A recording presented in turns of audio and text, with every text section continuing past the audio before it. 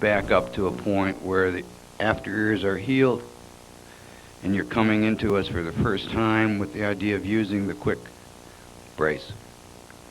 We get this, our little patient here, and we're going to try to convince her that this is some kind of exercise in attention.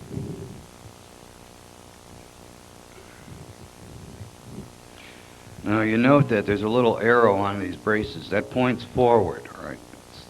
It goes to the front. There are 6 angles to the quick brace. All right, now what you need is a willing patient and an assistant who can keep the patient occupied while you prepare the ears.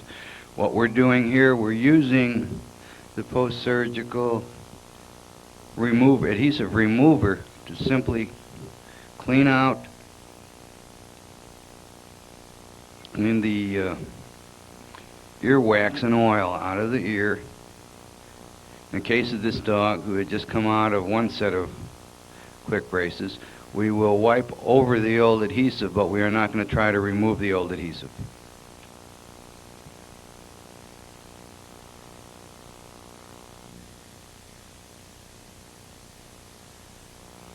We are simply prepping the ear for the application of the surgical adhesive. Now, it's a good idea to have 2 people, but it can be done with just one person. However, you usually get adhesive all over. You apply the adhesive to the ear.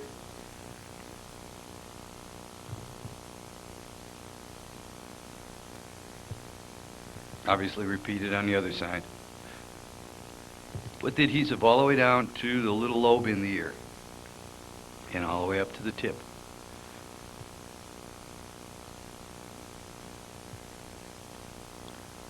You don't have to use it sparingly, but we don't want you to put it on real thick either. Just cover the ear well. Now apply the adhesive to the inside of the quick brace. Again, thick is not the answer.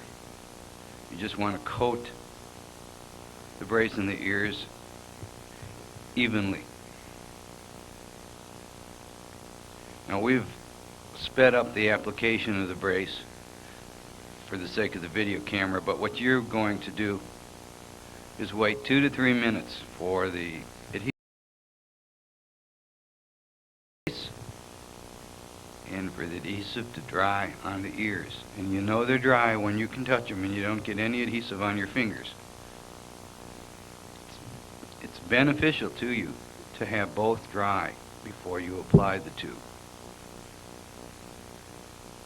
This is being a good little girl. Now it's best with you facing the dog that you apply the brace.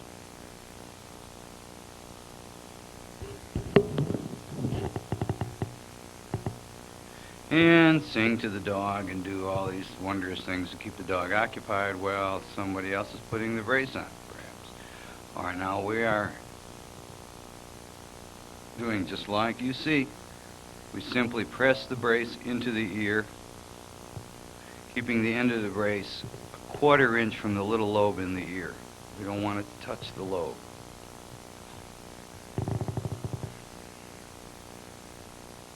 Now you see the youngster doesn't mind the brace because she's had no bad experiences. Bad experiences, we're going to see some bad experiences further on. We've been asked a number of times about ear cropping and not ear cropping and the pros and cons, and we're going to put this on so we all have an argument when somebody debates whether we're cruel to our dog by having the ears cropped. All right, now that you have the brace in place, you're going to put what we call a cross tape on. You'll be applying this at the base of the ears, pulling the ears in just a little bit to pick up on the natural stance you'd like to achieve in the end. You'll get a better view of this when we turn the dog around and look at it from different angles.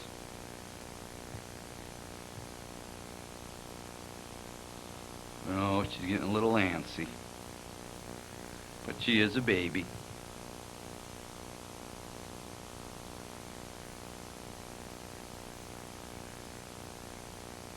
This little girl, by the way, is 11 weeks old.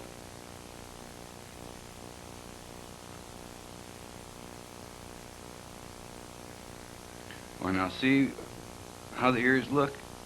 If we could imagine the ears now without the brace, we'd have achieved the stance we're trying to encourage. Now we apply this little piece of tape on the back side to cover the front adhesive tape. We don't put any adhesive itself on the hair side of the ear. Now, we have another feature. Periodically you have a little dog that likes to get itself hung up on some of the strangest things.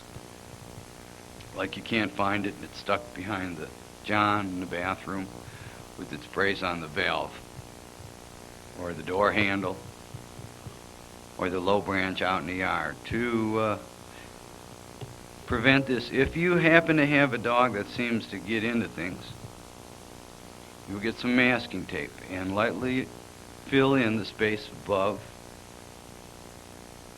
the cross tape, watching that you do not let the masking tape touch the top of the head. We're trying to prevent paper cuts. Now we fold over the masking tape over the little bar. We're going to put another small piece on the back again just to cover the glue from the other side. Alright, just like that. And just like magic, we have sandwiched this brace in a little bit more without adding a lot of weight. You do not want to add a lot of weight. Now at worst, this little dog's ears itch a little bit while that adhesive is drying. But there is no discomfort of any type to the brace. In a few minutes after the adhesive is finished drying, she'll run around just like those little dogs you saw. They don't even remember it's up there. Now again, this is when we are starting sometime after surgery.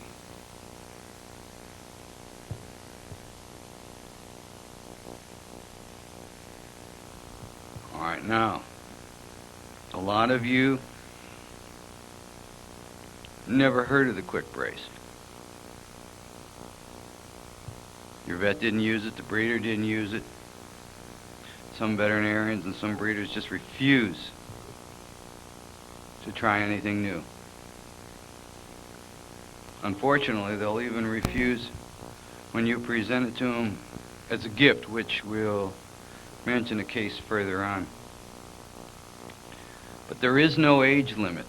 The limit is dependent on your patience and your willingness to work with your dog. Now the braces for this boy, he's going on 6 months of age,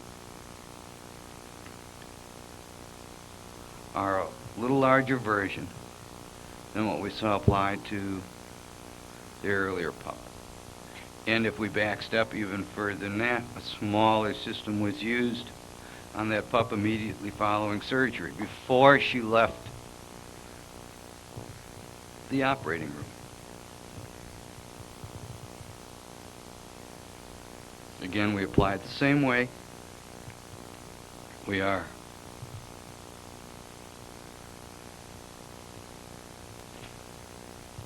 putting the braces on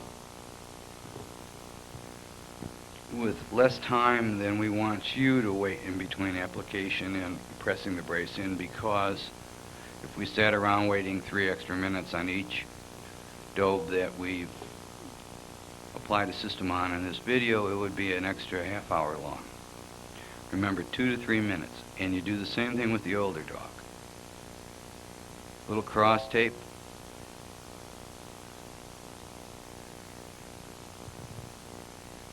And we put on the back side a small piece of tape to cover the open adhesive so we don't pick up a lot of things, and so you can press the brace like that. That's also how you slide the collar onto the dog.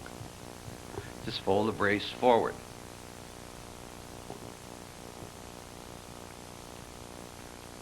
And just like magic, did you notice him pull his ears upright? In the end, there he is. One handsome young dude. Now that blue dog took 35 days of continual bracing to break the pattern. Here's a little girl, took a lot longer, but watch her ears. Now typically a breeder or surgeon is going to say, well, the dog has broken ears. But in effect, what you're looking at is the natural crease. If we'd have left the dog's ears long, that is exactly the point. The ears hinge down. So it isn't a case of one dog's ears are broken. It's very rare that there is a genetic weakness in an ear, but that's possible. But the odds are so outrageous, it's not a good excuse when a dog's ear doesn't stand. Again, we repeat the process we've been following. Apply the adhesive, let it dry, apply the brace, put the cross tape in,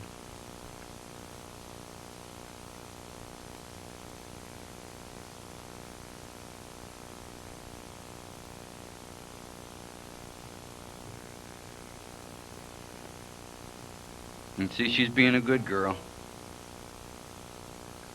There is an advantage when you have a trained dog that's also well behaved. Again, this is the oldest one you'll see on this tape being worked with, but we regularly work with dogs in the area of 7 to 12 months, and the dog can be older if you will work with the dog. The dog cannot put the brace on itself, can't even pick out the brace it likes. And there's a lot of variables to how people do this. Let's watch her ears. Watch her ears work. Let's see if we can get them there. She lifts her ears up at alert. We'll get a better shot here in a minute. We've got somebody jumping around like crazy behind the camera trying to get her attention. Watch her ears. Up, down, up. She can pull them high enough to lift them off their head. And there we go, just like magic. In fact, that was her name. That was Magic. Again, it took a while to get her ears up, but nevertheless, they went up. Now we have another area. Here's a dog with her ears up, but she has what we call an